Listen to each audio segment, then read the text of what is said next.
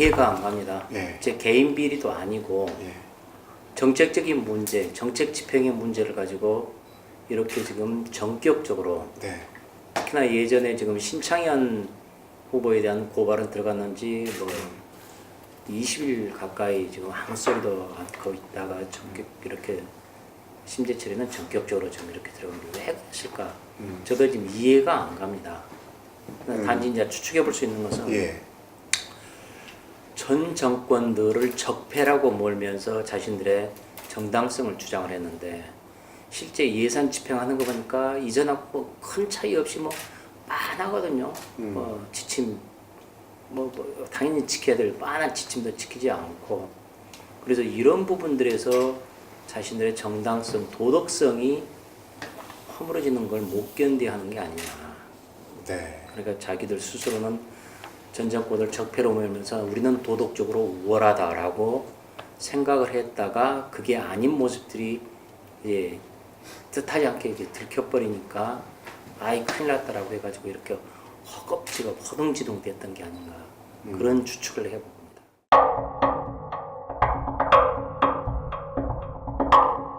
전혀 그러지 않았죠. 저는 그냥 단순히 세금 내는 게 세금이 제대로 잘 쓰이는지 그러니까 예산 집행이 제대로 되는지 단순히 뭐 늘 하던 대로 네. 예, 살펴본 거죠. 근데 이제 이걸 가지고 저렇게 과민 반응을 해가지고 이렇게 판이 커져버린 판이 거죠. 커져버렸다. 예. 예를 들어서 이제 지나간 얘기지만은 그래 미안합니다. 우리 저 예산 집행에서 좀 부족한 점들이 있었습니다. 부족한 것들 좀 채우고 그러겠습니다. 네. 죄송합니다. 그래서 제가 더 이상 뭐라고 말합니까? 예. 예. 더 이상 이제 전체적으로 예산 사용이 좀 잘못되고 있습니다. 이런 좀 고쳐져야 됩니다. 제가 이제 그 정도 한마디 정도는 했겠죠 이제.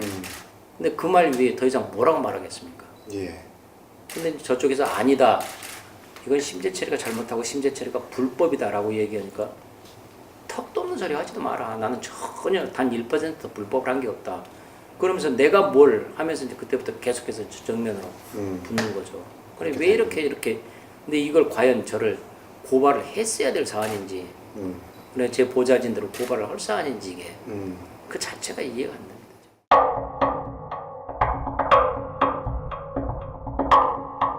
그러니까 예산 집행 지침이 밤 11시를 넘든지 토요일이나 일요일 공휴일에는 쓸 수 없도록 돼 있거든요. 예. 그런데 그런 것들을 버젓이 썼고 예. 그리고 쓴 장소도 보니까 이 보통 기본 메뉴가 10만 원 내외인 그래서 1인당 저녁 메뉴가 그러니까 최소 두 사람 먹으면 20만 원 이상씩 나오는 이런 데서 쓴 것들도 약 100여 건 이상씩 이렇게 나오고 예. 그래서 그런 이 부적절한 사용들이 상당수가 나왔던 것 그 자체가 저는 이건 아니다. 예산이 이렇게 허투루 쓰여서는 안 된다라는 것들을 지금 말할 수밖에 없었던 것이죠.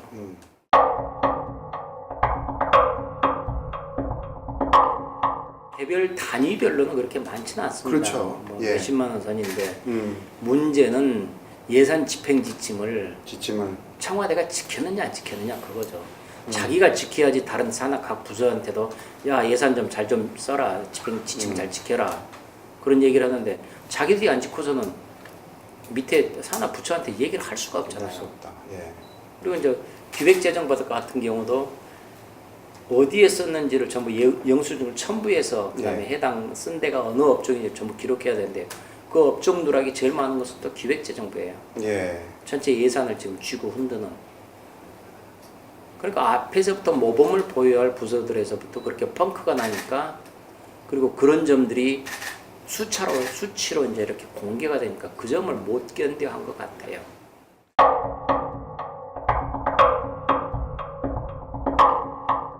원래 공개고 지금도 공개돼 있습니다. 지금은 또 다시 닫아놨잖아요. 자기들이 지금 문제가 되니까 지금 닫아버렸죠. 이제 더 이상 보지 못하게. 그러나 이것은 예산 업주비는 원래 영수증 첨부해서 하게 되고 공개하도록 돼 있습니다. 모든 것이 예, 그렇습니다. 이거는. 네. 그래서 이제 예산은 공개할 수 없는 것들이 있다. 그러면 그건 특활비로 써라 해서 그래서 특활비가 명목이 있는 것이고요. 업추비는 업무 추진하는 것이니까 공개적으로 공적으로 쓰는 거니까 뭐 꺼리낄 게 없죠. 그래서 영수증 첨부해서 전부 다 그걸 공개하는 거예요. 근데 그거는 뭐 감사실용 해가지고 비공개용이었다 뭐 이렇게 얘기를 하는 거는 말이 안 되는 거네. 명백한 거짓말입니다. 화면 왼쪽에 네. 쭈르륵 세로로 메뉴가 있는데 메뉴 그 중에 하나가 메뉴 해석 그 중에 하나가 괄호 쳐서 네. 감사관실용 이렇게 돼 있습니다. 들여다보지 말한 얘기도 없고 아예 비공개했으면 공개 자체를 안 했어야 될 것 아닙니까? 그런데 딱 공개해놓고 나서 문제가 되니까 그거 감사관실용이었다. 그러니까 네가 알아서 안 봤어야 되는 것 아니냐? 그건 말이 안 되는 거죠.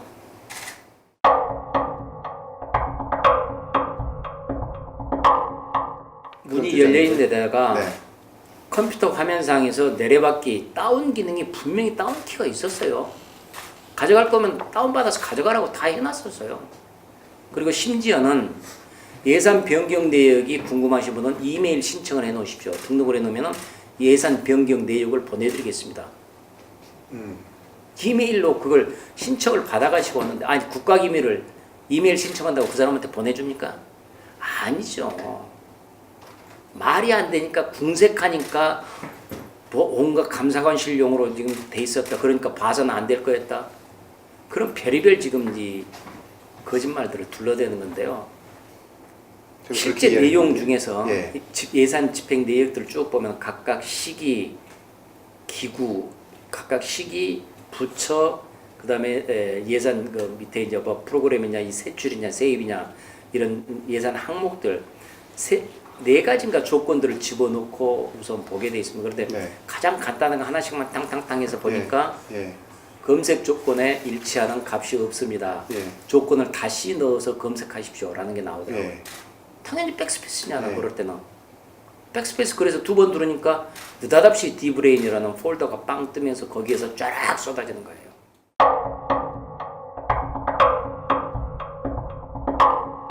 담당하는 재정정보는 컴퓨터 전문가가 이미 전화로도 프로그램 오류인 것 같습니다. 자기들도 얘기를 했고 저희들이 와서 살펴보고 나서도 아무 소리 못했어요.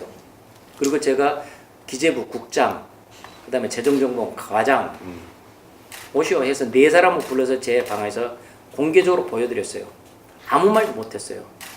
그리고는 한단 소리가 백스페이스 눌러서 들어간 것은 이건 비정상적인 방법 아닙니까? 이런 헛소리나 했어요. 네. 컴퓨터 하는 사람 누구나가 다 잘못 눌렀으면 백스페이스 들어가고 뒤로 돌아가기 네. 백스페이스 누릅니다. 이걸 가지고 비정상적인 방법으로 백스페이스 두 번 눌렀으니까 이건 비정상이다. 턱도 없는 얘기하는 것이죠. 말이 안 되는 소리예요.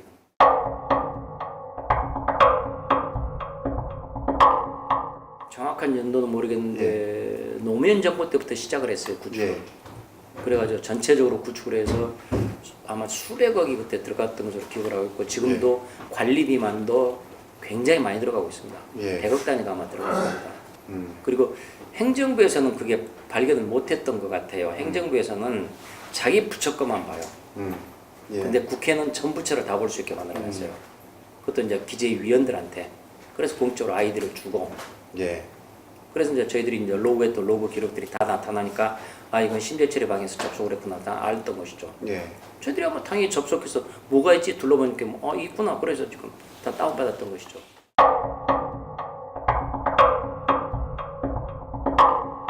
전혀 없습니다. 전혀 없습니다. 저도 들어가 봤는데요. 직원들이 와서 설명해 주고 그래? 그래서 제가 지금 제가 직접 들어갔던 것들을 녹화해서 본회의장에서 공개 시연까지 했던 겁니다. 저 이렇게 들어갔습니다. 제가 뭐 잘못됐습니까? 근데 그걸 비인가 영역이라고 이제 또 둘러대고 있더만요.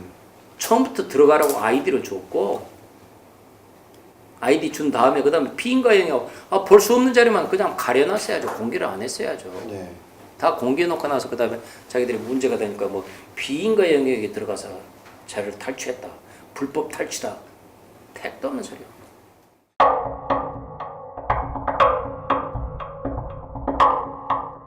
과정이 잘못됐다 하더라도 예. 그 결과가 공익적이라면은 그건 공익이 우선이다. 예. 라고 보통들 얘기를 보통은 하는데 그렇죠. 예.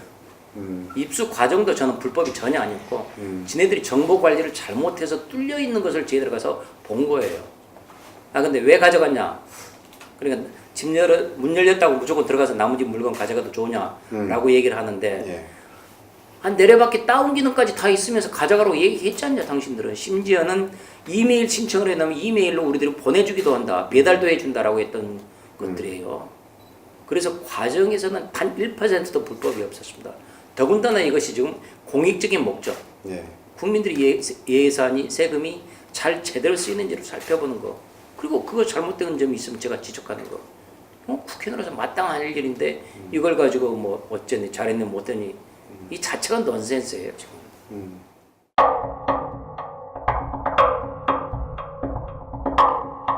어떻게 검찰에서 생각하세요? 저기 하겠죠. 저희 직원들은 지금 벌써 이번 일요일에 지금 소환을 했어요. 지금 3명을 한꺼번에 소환을 했고 예. 그래서 조사를 받을 거고 저한테도 이제 뭐 소환 물장이 먼저 떨어지겠죠. 뭐. 그러나 여권에 대해서는 가만히 있다가 야권에 대해서는 득달같이 달려들어가지고 하고 있는 이런 모습들 검찰의 행태로 봐서는 이 사람들이 과연 공정하게 처리하는 점에서는 좀 신뢰하기가 쉽지는 않은데 그러나 어쨌든 뭐 수사하면은 뭐 수사하겠죠.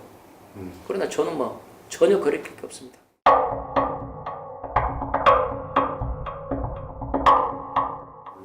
언론에서도 지금 뭐 네. 정확하게 보도를 한 데도 좀 있고 자기 입맛대로 편향되게 보도한 데도 있고 뭐 그런 것들은 제가 그동안 쭉 봐왔지만 이번에도 좀 노골적으로 드러나더라고요. 그런 것들이. 그래서 이건 아니다.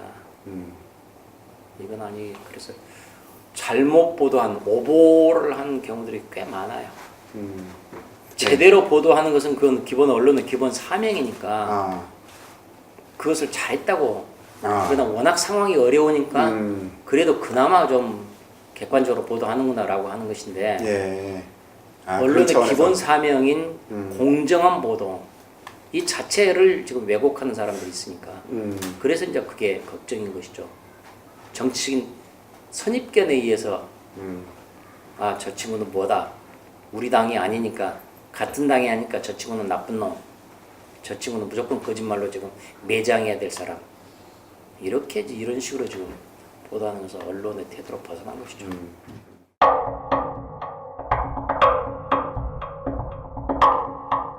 제가 노조로 만들었던 것은 지금 이렇게 지금 편향되라고 지금 그렇게 해서 노조를 만드는 데 앞장섰던 것이 아닌데 네. 당시만 해도 땡전 뉴스 흔히 말하는 그렇게 뉴스가 공정하게 진행되지 못하고 권력에 편향돼 있다.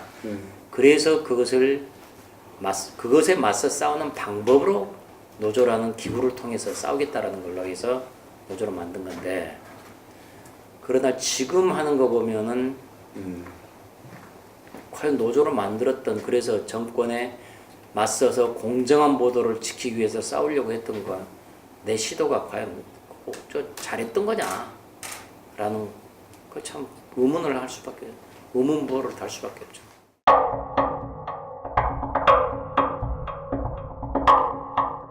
저희 당이 제대로 싸우지 못한 네. 그런 이제 여러 가지 구조적인 요인들 좀 있었는데 아무튼 결과적으로 예. 야당이 제대로 싸우지를 못하니까 여당이 야당을 아주 우습게 보고 일방적으로 독주하는 네. 그런 모습들이 지금까지 계속 보여져 왔고 그것이 지금 현재 우리 한국 정치의 지금 저 불행이라고 보는 거죠. 제대로 싸우지 못하는 야당이 그 부분이 그렇죠. 저희들이 있습니다. 지금 싸우지 못한 것들이 그동안에 그 대선 패배 이후에 지금 저희 당이 보여주던 그런 실망스러운 모습들 그리고 이런 것들이 결국은 낮은 지지율로 잘 나타나고 있고 그래서 그런 부분들이 제대로 싸우지 못하고 있는 것들이 뭐 쭉 잘 나타났었고 그리고 야당이 뭐 별 볼 일 없으니까 여당에서는 지네 마음대로 지금까지 일 풀어가고 뭐 전혀 야당은 신경 쓸 것 없다라는 그런 오만한 생각들이 아마 계속 누적되어 오지 않았었나.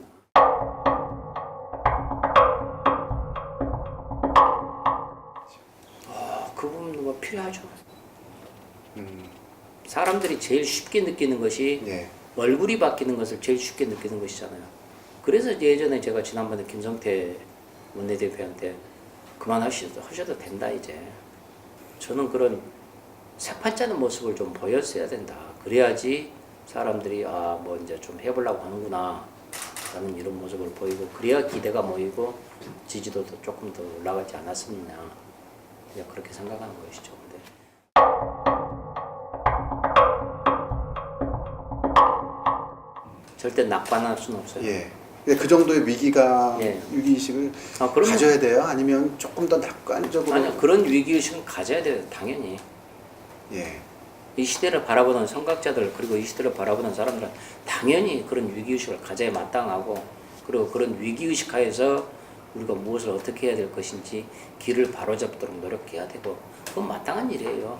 실제 당연히 지금 가장 핵심이 핵인데 북한의 핵인데 북한의 핵 문제는 안 건드리고 엉뚱하게 평화체제를 얘기를 하고 종전을 얘기를 하고 그건 아니죠. 그건 문제가 접근이 잘못된 것이죠. 그래서 사람들이 평화라는 단어에 마취돼 버려가지고 이렇게 지금 핵심을 놓쳐서는 안 되는 거죠.